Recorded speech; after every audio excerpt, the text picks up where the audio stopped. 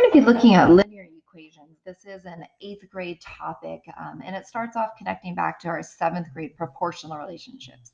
A proportional relationship is something that has a constant of proportionality, that you're always multiplying by the same amount. As you double x, you would double y.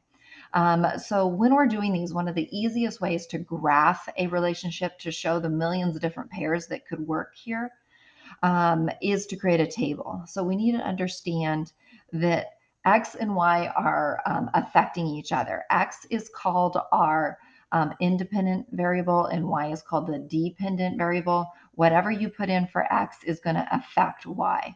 So when I put in 0 for X, I would do the problem right here, 2 times 0, to figure out what Y is. And 2 times 0 would also make it 0. So this would be the ordered pair 0, 0 right here on the graph.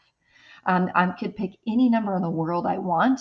It would be easy to pick something that would be fitting on this graph. So if I picked 5, I would plug in 5 for the X, and I would do 2 times 5, which is 10. So that would mean I would go over 5 and up 10, which is right here. So this is 5, 10. And I can pick any number in the world, including a negative. Maybe I would pick -1. So plugging in the -1, I would get -2. So this means over 1, down 2. You graphed ordered pairs last year, but you might have forgotten. So this is 2. And there's millions of other pairs that I could pick for here. The relationship is always going to be that Y is double X. I could go and create this table forever, forever, forever, forever. And we're going to see a graphing calculator soon that instantly does that. That's what calculators are really good at, is input, output, input, output.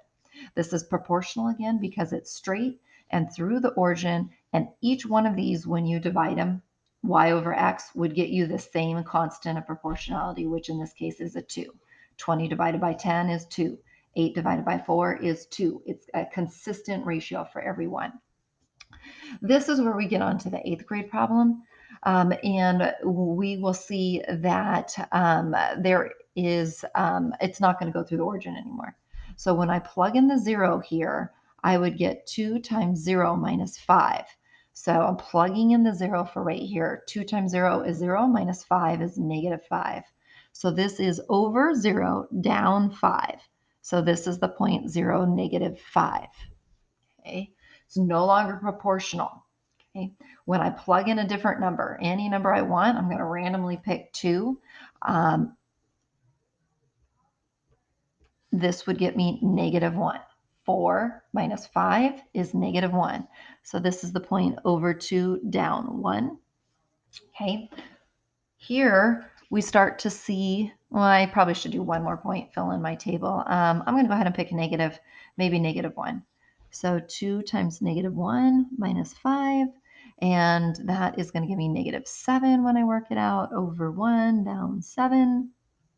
So let me fill those in, and that was over 2, down 1.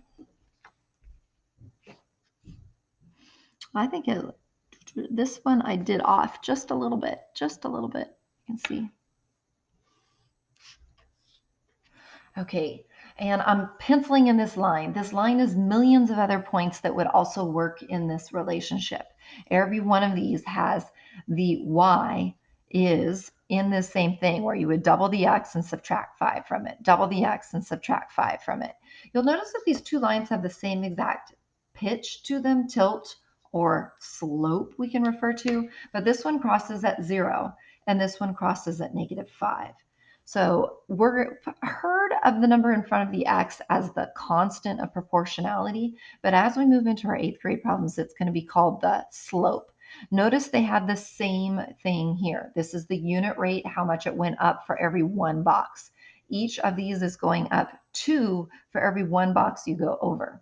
The difference is this one goes through 0 and this one goes through -5.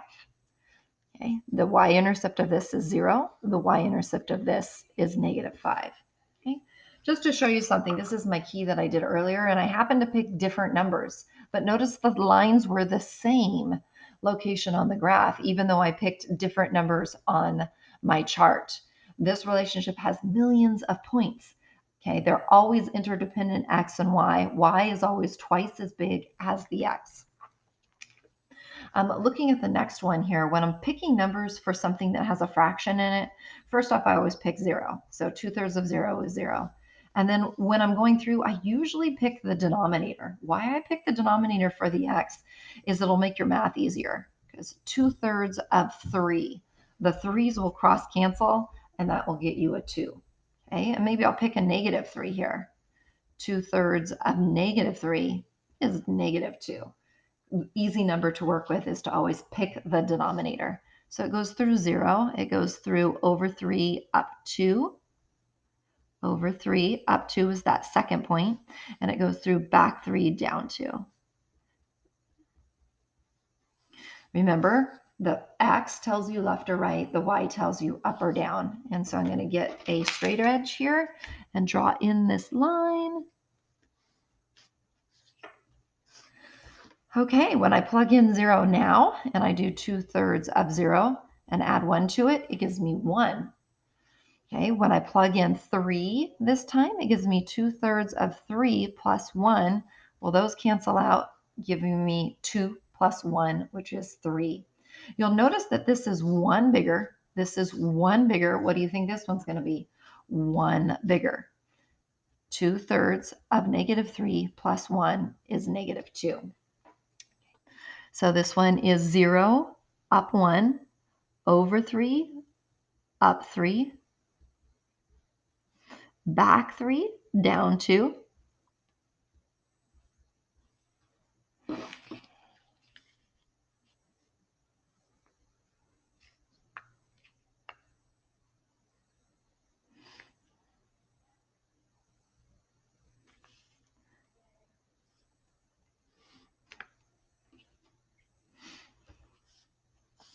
So the slopes of these are each 2/3. What does that mean on this graph? This means that each time you go left 1, it's not going up a whole square. It's only going up 2/3 of a square. And we'll see later in this chapter that we usually think of this as it's going up 2 for every 3 it's going over. It's going up 2 for every 3 that it is going over.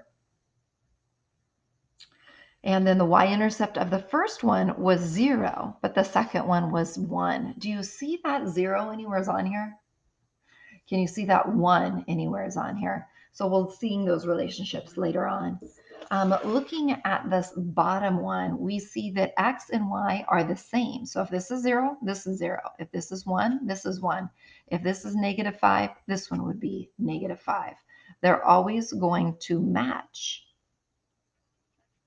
And so it becomes this diagonal line going across the page. Okay, you'll see that I picked different numbers on the example that I did here, but it's the same diagonal line. It doesn't matter what points you pick, the graph is still going to be the same. And then this one here says that the x and the y are opposite of each other. Well, 0 has no opposite, but if the opposite of 2 would be -2, and the opposite of maybe -5 is +5.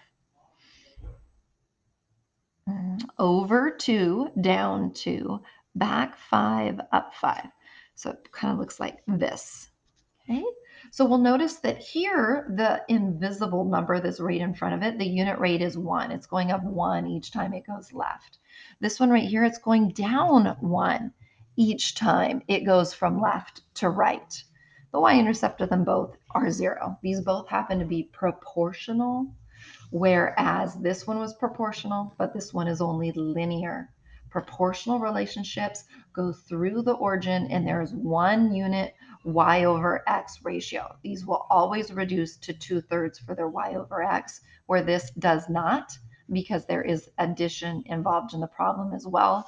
This one over here is not proportional because it was subtraction involved in it as well. The one thing I'd like you to know down here is that independent variable is your x and the dependent variable is your y. The independent variable is what you put in, the dependent variable is what you get out. I'm not going to spend and test you a lot on that today, but just try this year, but just try to get it a little bit understood that this affects this, that y is dependent on whatever you put in for x. A proportional relationship, remember, is something y equals 3x multiplying only. There is a constant multiplication relationship where this one maybe has addition or subtraction in it.